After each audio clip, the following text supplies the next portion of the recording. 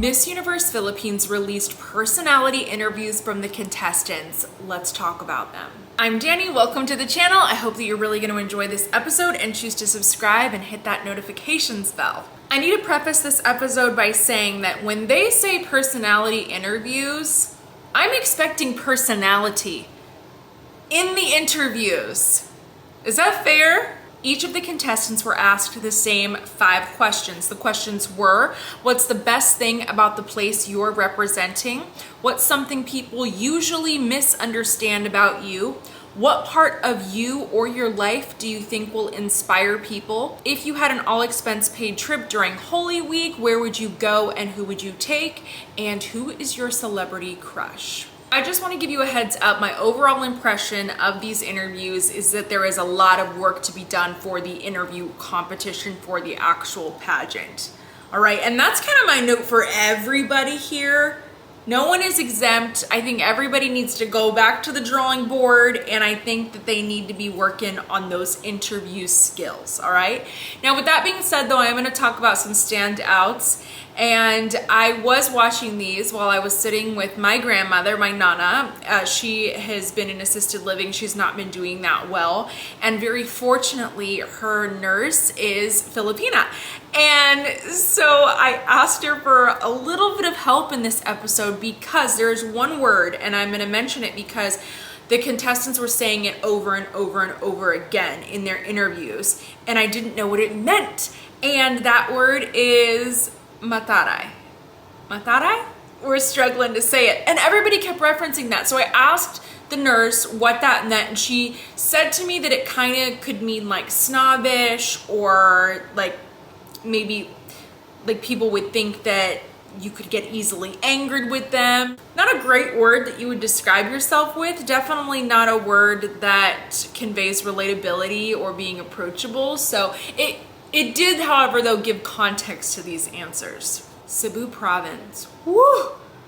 Let's talk about an answer with substance. So she shared about the judgments of the public eye because she grew up and she has been acting for years. She says that this is one of the biggest misunderstandings that people can have about her, and that many people will rush to judgment or call you a sellout if you decide to change your path in your career when you're in that public eye. But really, it's important that we allow people to change and to grow, even if they're in the public eye. And then she says she's at her own journey with that, with just coming into and stepping into her authenticity. And I was like, wow, shocking. Then she said that she wants to inspire people because of her own story of overcoming a mental health condition, and now she's learning how to thrive and to flourish. Very inspiring. Now, Benguet. I'm going to say that the answers here weren't especially unique, but she at least showed some personality, okay? Like, that was great, all right? And that was cute. She talked about how the best thing about where she's representing is the people, which ended up being a very common answer here. But she said that they're simple, but they're also beautiful as well. And then she made this cute facial expression, and obviously, you know, like beauty of the people, it relates to kind of the idea of beauty in pageantry. And so that was kind of fun. It was cute. And I was like, well, at least she gave me some personality here.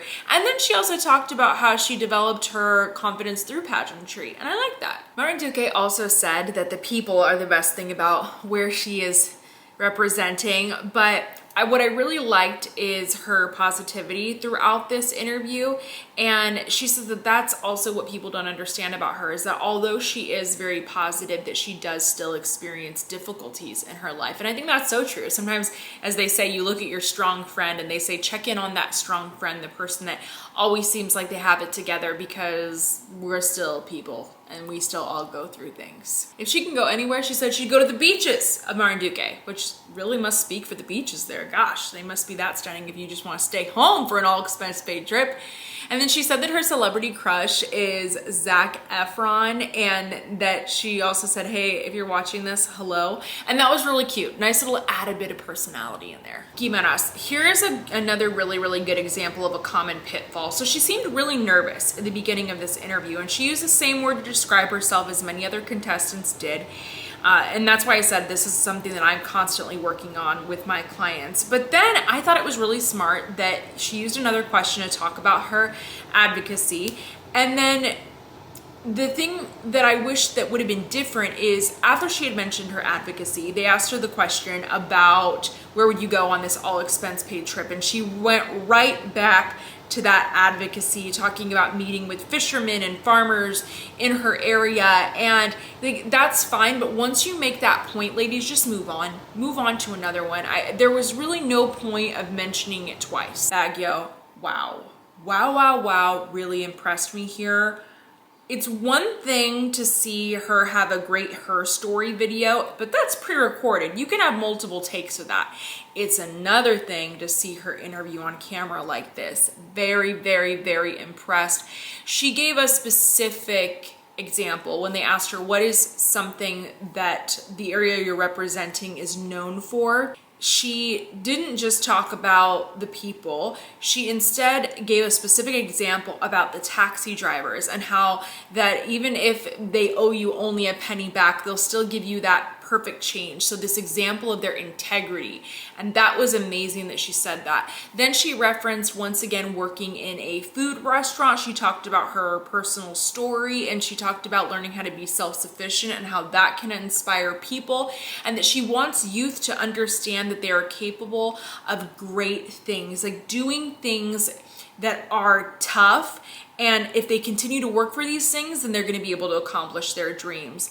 And then also she shared a female celebrity, and not for no reason. She shared a female celebrity that she said that she is motivated by and that she relates to. Now, I'm unfamiliar with the celebrity, but if I was in the Philippines, I'd probably be more aware. And if she mentioned that celebrity as a judge, I would be thinking, oh, okay, like that's how she sees herself. So she has a similar personality maybe to this woman, or similar characteristics or traits. So that was smart. This was a fantastic interview. Lapu-Lapu City, same answer. The best thing about where she represents is the people. And I love that everybody's got a love for the people, but we got to know multiple things about where we're representing and what's the best thing about it.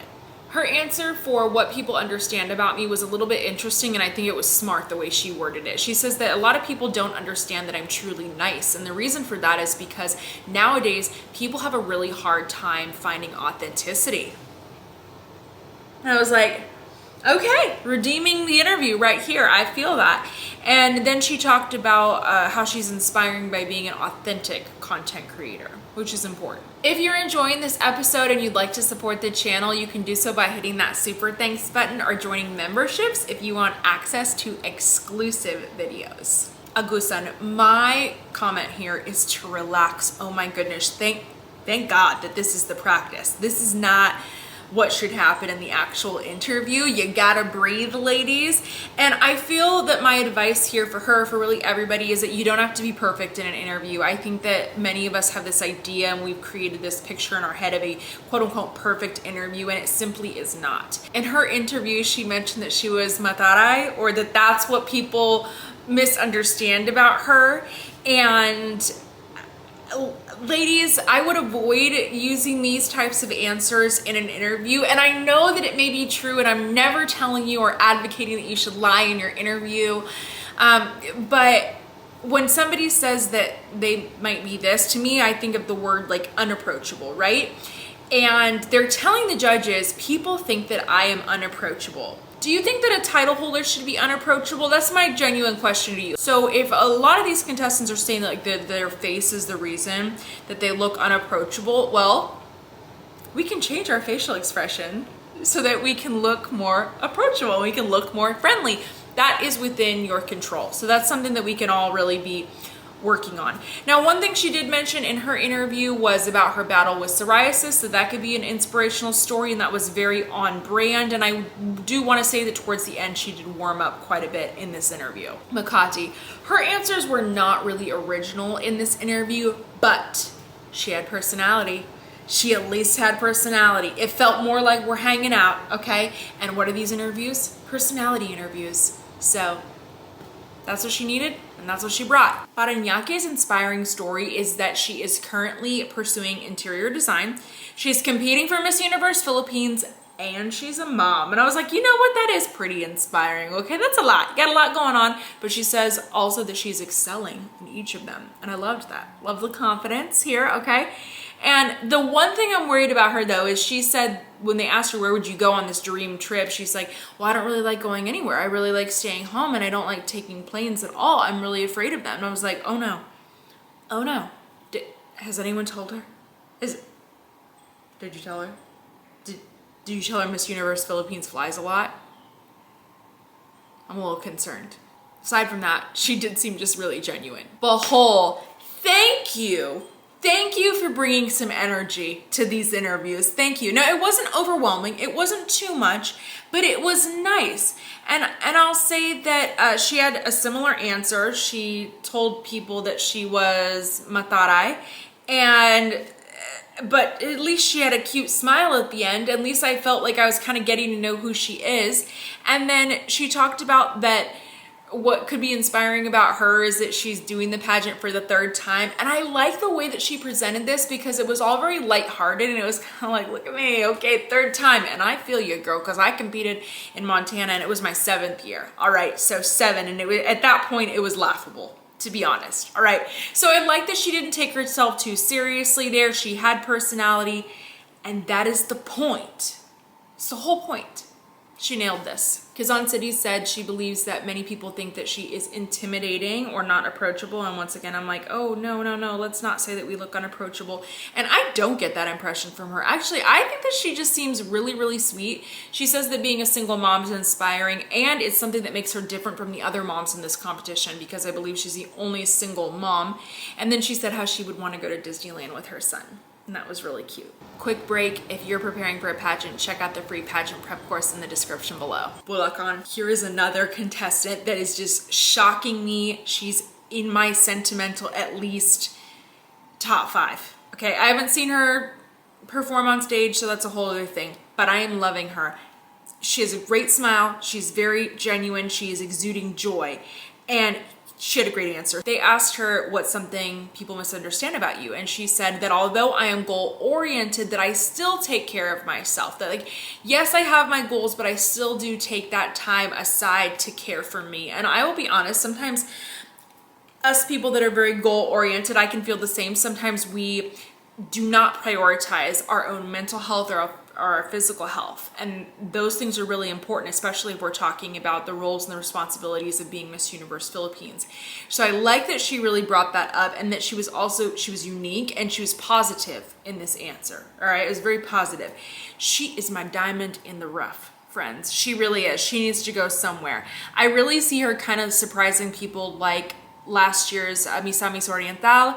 I feel like that's the kind of vibe I'm getting from her. And then when they asked her where she would go on a vacation, I loved it. She had a really, really simple answer and she said somewhere near the city where I can be with my family, and that's just something that I would greatly appreciate. I just love that she talked about gratitude in her answer, and I was just like, this is amazing. You know, like me, I'd probably talk about somewhere crazy exotic, right? Like a lot of contestants would, but her answer was just so grateful. It really kind of takes you back to what's really important in life. Pasig. Wow, can she speak on camera? In terms of on-camera speaking abilities, you are giving Bahol a real run for her money with this, miss. Wow, very impressed. She mentioned that she has worked as a Q&A mentor, and I can see that. I can see all of that experience shining through. It's kind of interesting, though. She said that what people misunderstand is that they assume that she is smart and that she doesn't really think she's that smart. I would disagree. I believe that there are different types of intelligences, and just because you're intelligent in one thing doesn't mean you're going to be intelligent in the next, right? So like a rocket scientist, for example, might have little to no emotional intelligence and have terrible relationships with the people in their lives. Like that's a thing, right? So when it comes to intellect, I don't think it's ever fair to gauge our own intellect based off of one type of standard, because there are many things that you can be intelligent in. Isabella was very happy, and I appreciated that. I also really liked that she was very specific when she said that the best thing about where she's representing is the people, but she really went in on their specific values, so that was very nice. And then she also talked about being a teacher and how that can inspire many people, so that was very on brand. Kavite, she says that her failures are what can inspire people, and I love that. And she also said that if she can go anywhere on this all expense paid trip, it makes me laugh, she would go to the snow with her dog. and I love that. A lot of the girls are over here like, I would go with my family, I would go with my boyfriend. She's over here like, me and my dog are gonna go to a snow resort. So she literally made me laugh. It was very lighthearted. Really, really great job here. One of my concerns is I'm worried that she'll come across as too quote unquote pageanty, and she needs to stay in this lane. This is where it needs to be. Now, I do think that she could have been a little bit more specific when she talks about what exactly is inspiring about her failures, or maybe list a specific failure. That's a general note for everybody, really. And then for the future, one thing for her is, because we know that she competed at Grand, and the judges probably know, and she might make mention of it, she might share that as a quote unquote failure, you know. And honestly, I don't think it was a failure. I think it was like a beautiful experience that she had that could essentially prepare her for this. I don't really think it's a failure. But, you know, that's the obvious failure she might share in an interview, and I would encourage her to have a second one. Not so obvious. Let's learn a little bit more. Pampanga, she said that people mistake her being quiet for being rude. Fair. Very, very fair. But she says also that she was bullied, and especially because she's been a content creator, people can be very mean online. And so what she hopes to inspire is that other people can learn how to stand up for themselves. I really honestly think she has such a cute personality, and she kind of nailed this here because she just sounded very natural in her delivery.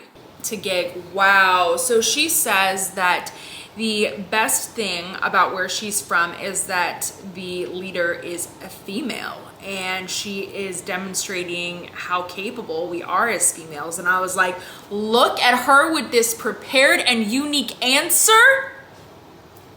She's been doing her homework. She's been working really hard.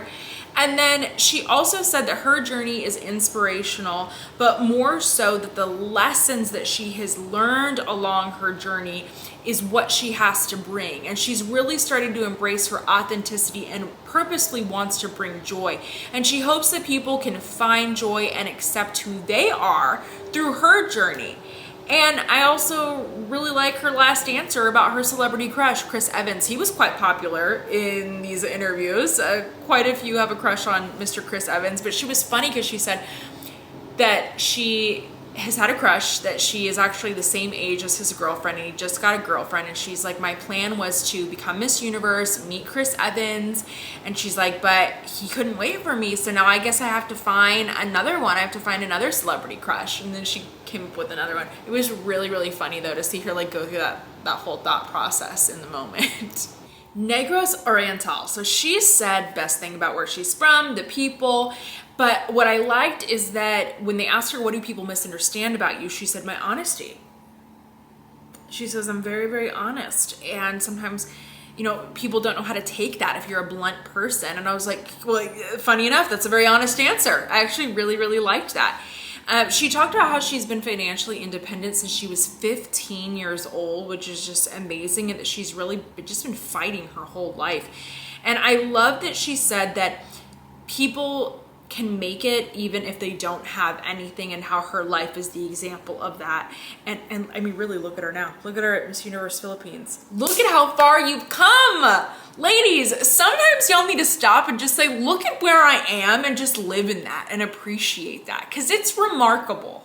She felt very real in this interview, and once again, that was the point. And this has been my favorite, I would say, presentation from her throughout this entire competition. Manto said that the best thing about where she's representing is that they also stand for what she stands for, and that is mental health. And then she talked about being a self-harm survivor, and just that little excerpt was pretty powerful of her mentioning that, and it was important. And then she also said that she would want to go to Disneyland. So that, I feel like that's a pretty common answer across the board though for any pageant contestant, like where they would want to go. I do hear that answer from time to time. It's the whole like, I would go to Disney World. it's not a bad spot. Zamala says that the misunderstanding that people have about her is that she's just this really tough person because she's the breadwinner. Then she also talked about how that is her inspiring story, that she has grit and resilience. For me though, Bahol and Makati obviously stood out. I think that they did what was needed of them. They demonstrated personality. But Tige, Bulacan, and Baguio, those three ladies really impressed me because they're kind of coming out of nowhere in a way, and they're the ladies that I'm like, you're gonna switch some stuff up for the judges for sure. You're gonna make this not easy for everybody else. So those are my final thoughts and my impressions for these personality interviews. I do think, like I said at the beginning, that everybody needs to go back to the drawing board. I think there needs to be a lot more interview practice for the majority of this year's contestants. But I'm enjoying following their journey, and I hope you are too. So I hope that you'll check out my other recent episodes for the Her Story Part 2. There's lots of great info in there as well. And also you're gonna be able to learn a lot more about this year's contestants. So thank you so much for joining me on this journey, and I hope that you'll join me for the next episode.